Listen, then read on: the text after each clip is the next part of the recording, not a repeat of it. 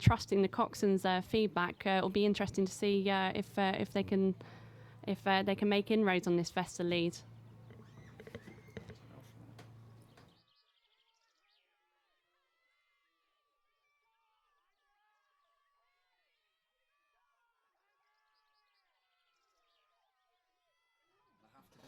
So coming away from the regatta enclosure now, Vesta really opening up a lead on Molesey, and this is their top crew at this regatta. It's great to see that I'm sure there's an awful lot of support towards the Remnant Club for this crew. Interestingly, for Vesta, they had their 8 unfortunately knocked out this morning. So as I mentioned earlier, that the sister of the stroke seat unfortunately going out. So hopefully she's out on the bank now and cheering on this improving Vesta crew as they're coming through this regatta, and it's looking very much a solid performance in this round. In the time trials, they're actually third, so they are certainly a crew to be taking account of themselves, ready for the semi-finals tomorrow morning.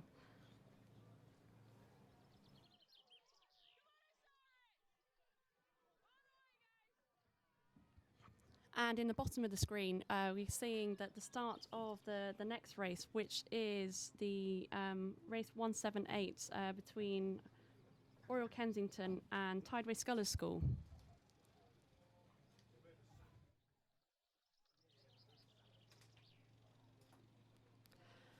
And in the top of the screen, we're in the final stages of this the Vesta Molesey Club Fours. And, obviously Vesta are coming from a history of recent years of success at Women's Henley and multiple wins since 2009, in particular in the 8s and the 4s events.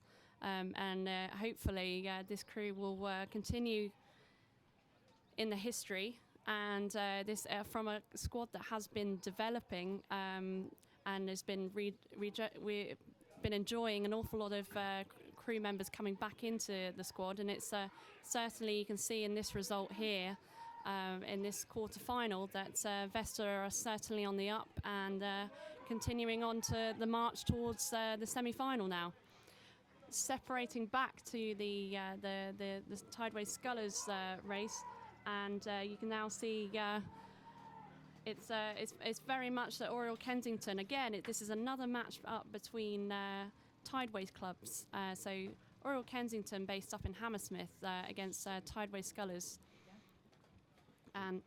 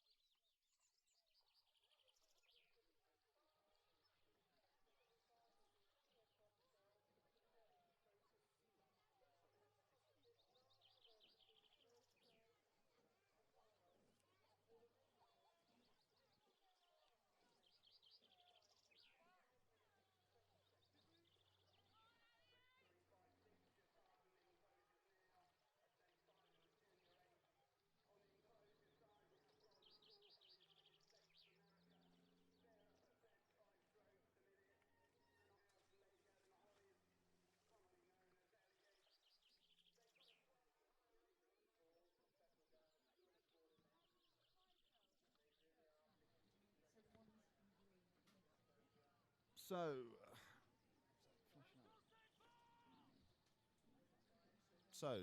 next race on the course is race number 179. And it is the third of four of the Club Cox Fours. And it is contested between Lee Rowing Club on the Berkshire Station and Thames Rowing Club B. Getting fed up of saying Thames' name already, and it's only halfway through the Saturday, on the Buckinghamshire Station. So as you look at the picture there, you can see that the Lee Cox has got her hand up, which signifies she's not quite happy, but both hands are down, and indeed the crews are away. Nice and clean. Lee closest to the camera in that distinctive orange kit. So this is Thames's B boat. So this won't be the four fastest athletes, but such is the depth and strength at Thames that doubtless they'll still be a very competitive crew. Indeed, they wouldn't be in the quarterfinals if they weren't.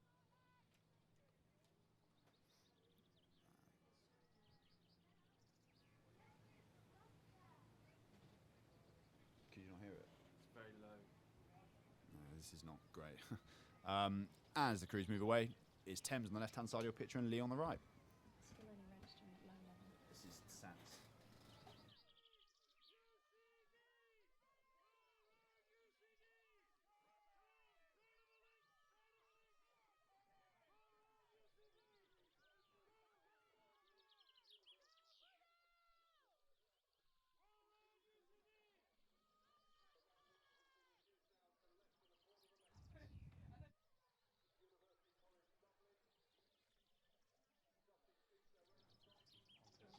Right up.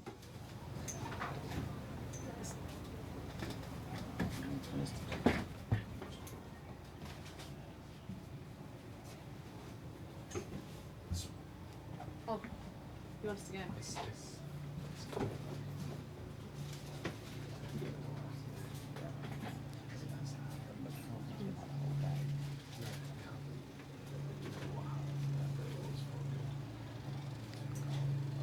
Really? Okay. I don't mean to moan, it should anyways go back to the way it was. Give it the lapel. Okay, and we're now back with the race 179, the quarterfinal of the Club Cox Fours, and it's between Lee Rowing Club and Thames Rowing Club B. Yesterday's time trial, Lee were the quickest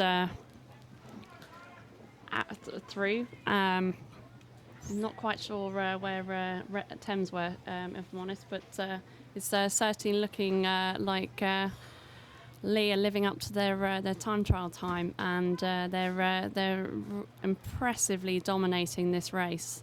They're sitting up, and it's nice conventional rig on it, and their Cox has got them in perfect alignment for against the booms at this stage. So it's looking like a nice comfortable row. They're obviously trying to save whatever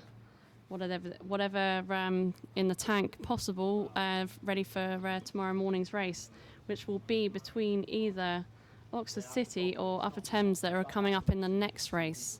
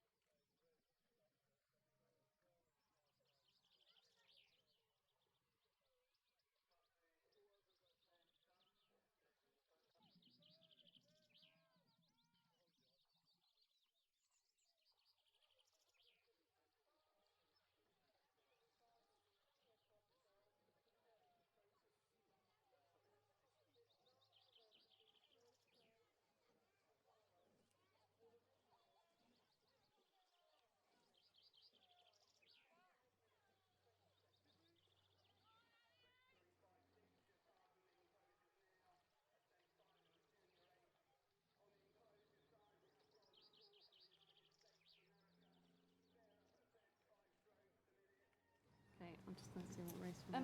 So I won't see you tomorrow. Really good to meet you.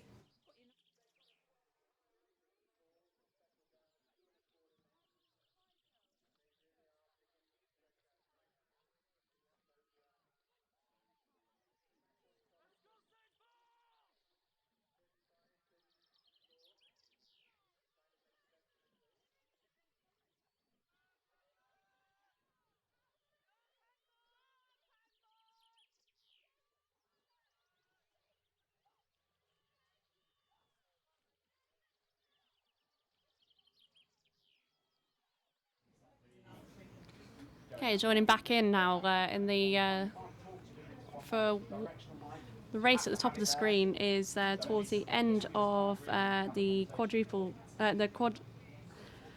Forget that the Club Cox 4 for Oxford City and Upper Thames, and it's looking like Oxford City have got a solid lead at the moment over Upper Thames. It'll be that last wind to the finish.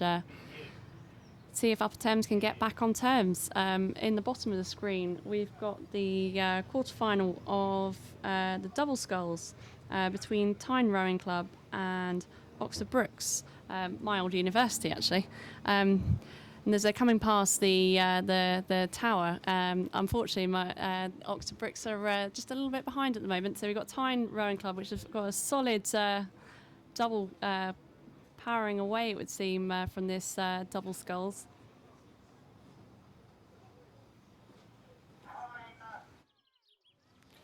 And we've just heard the umpire just giving a warning to Tyne Rowing Club to move back onto their station because they're looking a little bit too far into the centre of the course at this stage.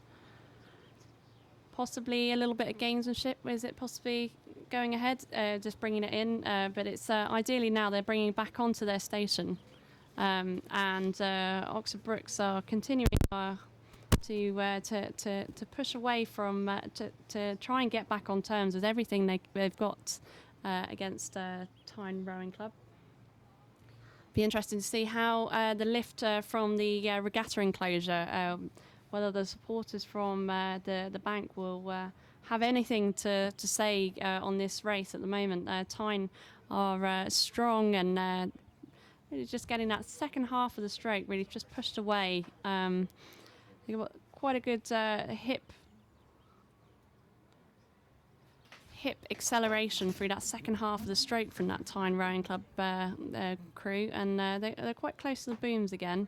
They just had a little bit of I'd like to see maybe in the next round is that they were a little bit straighter in their line because they'll make far more momentum moving forwards if they're in a closer race. At this stage, Tyne Rowing Club look like they're in a commanding lead over Oxford Brookes University.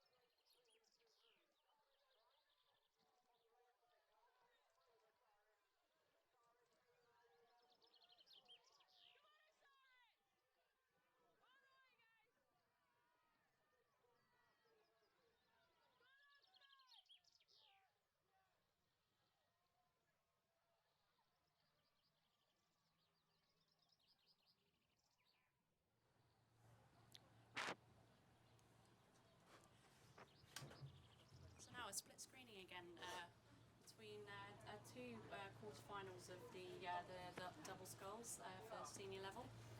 We've got the closing section of the race between Tyne Rowing Club and Oxford Brookes, and the bottom of the screen you've got the race 182, which is a quarterfinal between Bath University A and Leeds Rowing Club York City Composites.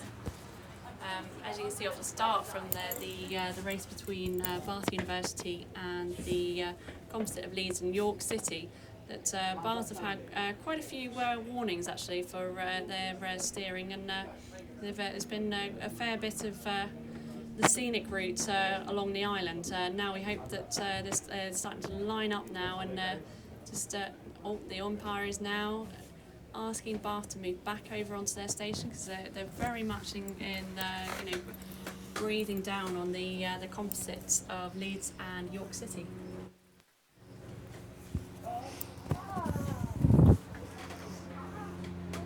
And now we're solely with this race of the senior double sculls, Bath University A, and they will be taking on.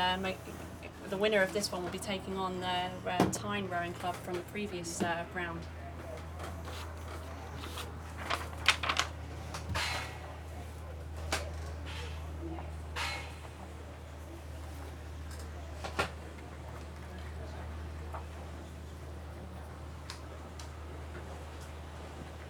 See if this is working. Yep, we are back. I think. Just trying to get my levels right. See if we can work this out. Test. Yep, we're back. Trying to commentate on this race. And it does look like the composite from York Rowing Club and Leeds Rowing Club. Looking at two Bath University A, and hopefully in the next Bath University B is not taking the same race plan as their A crew, because at the moment they're in quite a bit of trouble over this composite crew. They're passing the competitors' enclosure. You can hear the shouting even from this distance for both crews, and I think it's safe to say that the umpire's actually been quite busy on this race, calling for both crews to move back onto their stations. Because now Tyne and York City are now almost washing down the